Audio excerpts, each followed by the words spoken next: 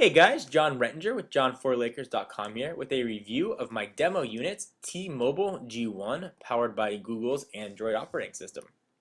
I've been using the phone for about 3 days now, and I'll get into my experiences in a minute. T-Mobile sent me the device to review, although I'm definitely not the first one to review this device as it already had a lot of user information already in it, including phone numbers, backgrounds, all kinds of stuff. Overall, I've been very happy with the phone. I have to send it back to T-Mobile in a few days, and I'm a little bit disappointed. I have enjoyed using it. Call quality, first off, is dependent on where you are with T-Mobile's network. Where I am in Southern California, the network is very strong, so I found reception to be very adequate. User on the other end reported no interference, no tinny noise. So call quality was definitely an overall 5 stars. Build quality is certainly very nice. The phone is solid. It's got a decent amount of heft. It certainly weighs more than an iPhone, for example, but it's not too heavy and it sits nice in your hand. As you guys saw in my hardware overview, it does have a little bit of a curve right there. So when you're talking, actually the caller on the other end did say it seemed quite loud. Volume on the handset's end is quite loud as well. I particularly enjoyed it, found it no different than any other phone, which is nice. T-Mobile's 3G service is a little bit spotty, but when I did have access to it, it wasn't bad. It was nice and quick, and I would say about on par with AT&T's 3G service. Even though T-Mobile currently is only supporting UMTS, not the full HSDPA, which is just technical talk for faster. UMTS is a little bit slower. HSDPA is a little bit quicker. Both are technically third generation or 3G networks. So let me go ahead and give you guys some impressions of the phone. The browser I found to be a very nice alternative to mobile Safari. It's not as good, it's not as eloquent, it's not as fluid, but it is nice. And I want to start off this hardware review, this phone review, by giving you guys a demonstration of the operating system, and particularly the browser itself. So I'm going to go ahead and move this down here.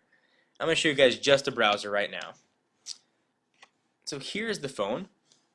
Hit the end button, and you hit the menu button to unlock it. There's no SIM card in there right now. And here we are. Here is the phone. So I'm going to go ahead and open up John4Lakers.com, and I'm going to compare it actually with the iPhone so you guys can see the speed difference on each. And the memory has been cleared on both of these. Just give me one moment here. Go to Browser, Menu, go to URL. To type, you have to actually, there's not an accelerometer in the device. You have to actually open it up to type. I'm going to go ahead and type in John4Lakers.com here. Dun, dun, dun. Had to delete what was there before. Alright, www.john4lakers.com. Alright, I'll leave that queued. I'm not going to load it quite yet.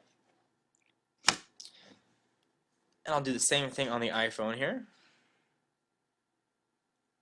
Go to my bookmarks. Okay, so I will hit the John4Lakers on my bookmarks, and I'll hit the OK button at the same time here. We'll see what happens. And this is both over Wi-Fi, the same Wi-Fi network, so there shouldn't be any difference in speed.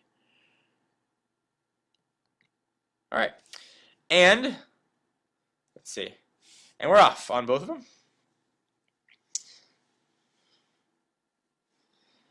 Alright, looks like they're both at the same point in the little status bar right there. And actually looks like the G1 is done, whereas the iPhone is still loading the web page. And it's done. So just a few seconds difference here. You can see on the iPhone, I'm sure you're familiar with mobile. If you're familiar with mobile Safari, you actually have the full page already rendered and already scaled here at John4Lakers.com.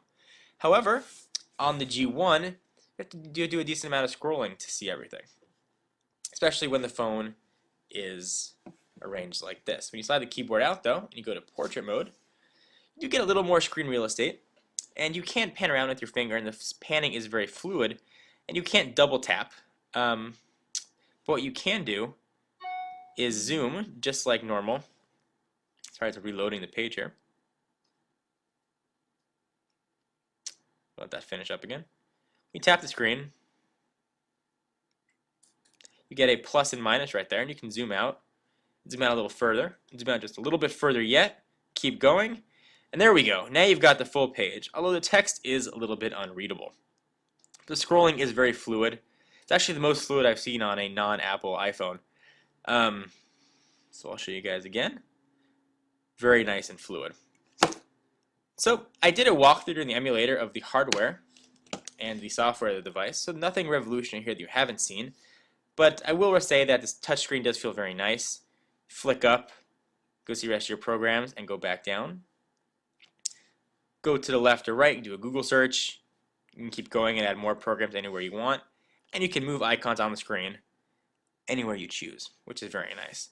So one of the things everybody's talking about is the Android marketplace. So I'm going to go ahead and show that to you guys right now. Let me go ahead and open that up here.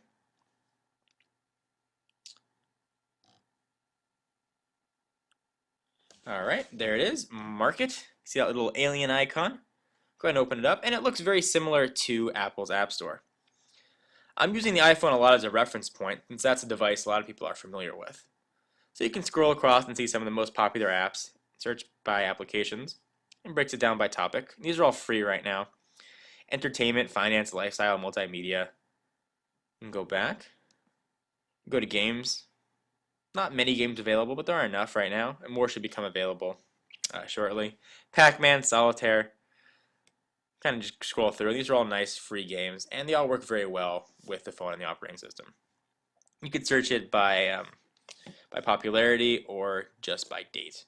So that's one of the things everybody's talking about with the phone. I'll go back to the home screen, open this device up again, and one of the other things everybody's talking about is Amazon MP3. And this is similar to mobile iTunes or any other downloadable service. Lets you download MP3 files wirelessly in this particular way, DRM free from the Amazon MP3 store. Go back to home screen. Now move the camera back up so I can see you guys. I have to say I have been very happy with the phone. Build quality, like I said, does feel nice. There's a little bit of a creaking though on the device, and that's from the difference between the keyboard and the bottom of the phone. You can see there's a little bit of a gap right there. You can actually see through it. So there's a bit of a creaking, but the sliding mechanism does feel very solid. It does not feel like flimsy. It really feels and has a nice heft to it, and really typing is very good. The keyboard I found to be very usable. It's a 5-row keyboard. There is a little bit of a hump here, and people were worried that it might be hard to type over it. I'm happy to report that it's not an issue at all. It actually feels more comfortable. Your hand actually rests on that hump. So a couple other things to note about the device. Phone's ringing there. You can go ahead and scroll this down, and you get a full list of your new messages, emails, text messages. Everything shows up right there. You can scroll it right back up. That's kind of neat. You get alerts at the top that show you what it is that popped up. And it gets showed before. You can scroll left or right. And right up gives you your full list of icons, and all this stuff can be rearranged. Scrolling on it is very fluid. You can scroll through your contacts. You can really scroll through anything. Very similar again to the iPhone. So guys, I don't want to keep this too long, so I'm going to get cut off, but I do want to tell you that I am very happy with the G1, and considering it's really a first generation product, the first time Android has been launched, yeah, I think they did a nice job, and they waited long enough to bring it to market until they had a complete product. And it's only going to get better. It is over-the-air firmware upgradable, so all the bugs people find, they will be fixed and will be upgraded, and new features will be coming. I think that Google was smart to rely on a manufacturer like HTC to build a device, someone with a proven reputation for hardware manufacturing. So guys, overall, out of 5 stars, I'm going to have to give the T-Mobile G1 a nice 4.5 stars. If you're with T-Mobile, it really is the only phone to get if you want a smartphone with 3G capabilities. It's nice that T-Mobile finally has a killer phone to keep up with the rest of the carriers. So guys, John Rettinger with John4Lakers.com with a very quick and apologetically little rushed review of the T-Mobile G1. They don't give me the phone for very long, so I had to give you my impressions right quick. Again, be sure to check out the website, John4Lakers.com. Follow me on Twitter, www.twitter.com/John4Lakers. This is John Rettinger, and hope you guys enjoyed. Bye.